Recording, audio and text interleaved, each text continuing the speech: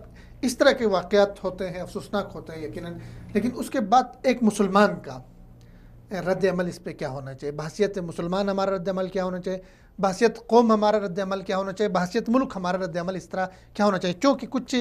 لوگوں کا تھوڑا سا زیادہ ہو گیا ریئیکشن، ظاہر ہے ہو جاتا ہے شاطیں، جیسے کہ مثلا انہوں نے کہا جی نہیں، کچھ لوگوں نے باتیں کی ہے ایسی جو میرے علم میں آگے جی کہ عیسائی مذہب ہی دہشت گردی کا مذہب ہے، ٹھیک ہے، اس طرح ہمیں بھی اس طرح کے مطلب ان کے جہاں پہ اقلیتیں ان کو نشانہ بنانا چاہیے، ایسی بھی باتیں ہیں، ممکن ہے ان میں بہت سارے لوگ فیک نام سے ہوں، چاہ رہے ہوں لے، تو اس پہ ہمارا اسلامی نقطۂ نظر سے کیا ہمارا رد عمل ہونا چاہیے ایسے واقعات کے اوپر؟ دیکھیے ایک تو رد عمل جیسے ہم ابھی بات کر رہے تھے وہاں پر واضح ہو گیا اور پوری دنیا نے اس کو دیکھ لیا کہ مسلمان جو ہے وہ ان چیزوں کے اس طرح کے واقعات میں اس سے ڈرتے نہیں ہیں، ان کو دبایا نہیں جا سکتا، اور ان کی تو اصل زندگی شروع ہی اس کے بعد ہوتی ہے، اور وہ جو شہادت کا ایک نظریہ ہے جو ہر مسلمان کے نزدیک موجود ہے۔ آپ دیکھیں جو تصاویر آئی ہیں اس میں ایک عرب کی تصویر آئی ہے، جب اس کو لے کے جایا جا رہا ہے تو وہ ڈرا نہیں ہوا اس واقعے کے بعد، اس نے اللہ تعالیٰ کی طرف اپنی جو انگلی ہے شہادت کی وہ بلند کی ہوئی ہے، تو ایک یہ بہت ہی پراثر لمحہ تھا۔ پھر اس کے بعد اسی مسجد میں عصر کی نماز بھی جماعت کے ساتھ ہو گئی، جماعت کے ساتھ ہوئی ہے، اور اس میں آپ تصاویر دیکھیں اتنا رش تھا، لوگ باہر سڑکوں پہ کھڑے ہو کے لوگوں نے اسی مسجد کے اندر باقاعدہ طور پہ نماز پڑھی ہے۔ پھر یہ جو راشد منیر کا واقعہ ہے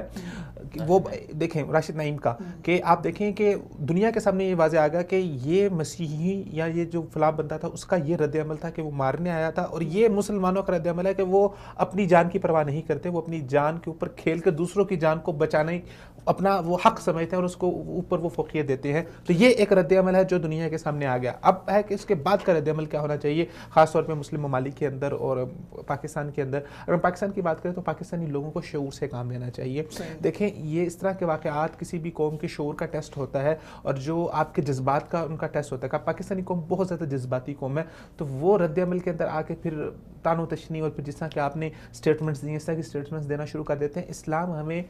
اولاً تو احسان کا درس دیتا ہے کہ اگر کسی نے آپ کے ساتھ زیادتی کی ہے آپ اس کو معاف کریں۔ یہ معافی ایک ایسی چیز ہے کہ جو اگلے انسان کو یکسر طور پر بدل کے رکھ دیتی ہے۔ تو اگر ہم کہیں کہ ٹھیک ہے انہوں نے کیا جو کیا، ہم ان کو معاف کرتے ہیں اور اس کے ساتھ ساتھ جو اپنا احتجاج ہے وہ ریکارڈ کروائیں، تو اس سے جو اسلام کا اصل چہرہ ہے، جو محبت والا چہرہ ہے، جو احسان والا چہرہ ہے، جو معافی والا چہرہ ہے، جب وہ دنیا کے سامنے آئے گا تو دنیا مزید حیران ہوگی کہ یار لوگ وہ ان کو مار رہے ہیں اور یہ ان کو معافی کا اعلان کر رہے ہیں۔ اسلام کا